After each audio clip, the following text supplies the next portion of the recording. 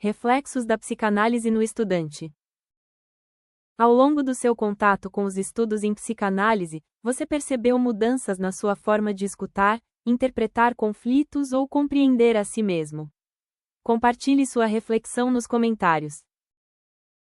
Sabe aquela pergunta: será que estudar um assunto pode mesmo mudar quem uma pessoa é por dentro? Pois é.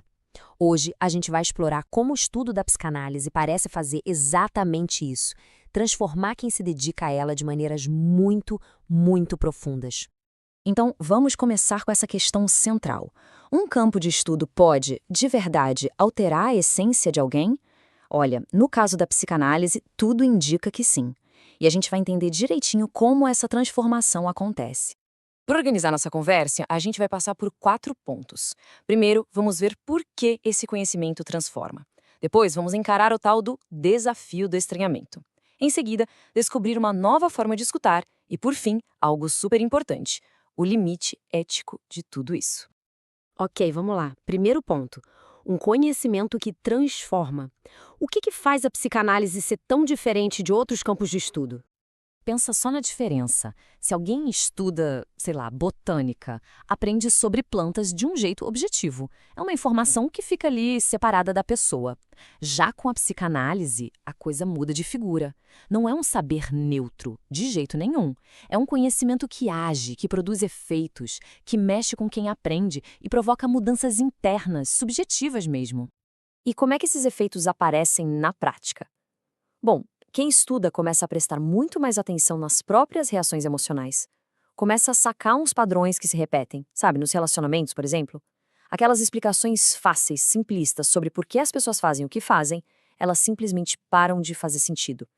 E aí vem a grande ficha, a de que a gente não tem controle consciente sobre tudo. É uma virada de chave na forma de se perceber. E essa mudança de percepção leva a gente direto para o coração do desafio, que é o encontro com o inconsciente.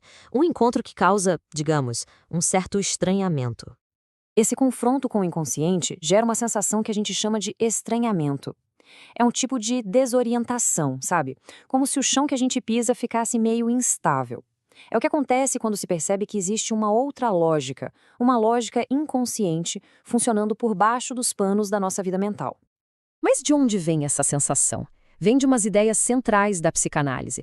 Por exemplo, a de que as nossas emoções nem sempre são do tamanho dos fatos que as causaram, ou que os mesmos conflitos ficam voltando, só que com uma roupa diferente. Que existem mecanismos de defesa ali operando para nos proteger do sofrimento. E, talvez a mais impactante de todas, a noção de que não existe um controle total sobre os próprios desejos. Isso sim é estranho. Mas o ponto-chave é este. Esse sentimento, por mais desconfortável que seja, não é para ser evitado.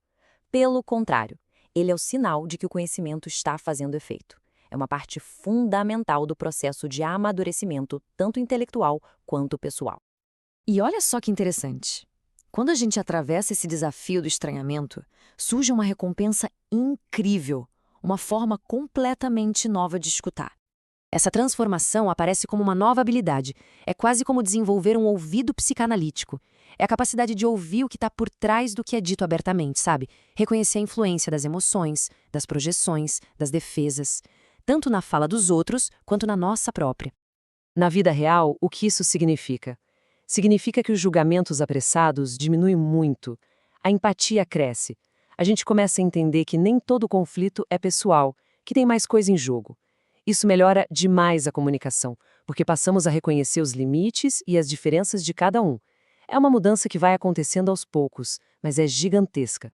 E tudo isso nos traz ao nosso último ponto, que é absolutamente crucial: o limite ético essencial. Ou seja, onde a jornada do estudo teórico tem que necessariamente parar. E aqui a gente precisa fazer uma distinção que é fundamental. Uma coisa é a formação teórica, o estudo dos conceitos.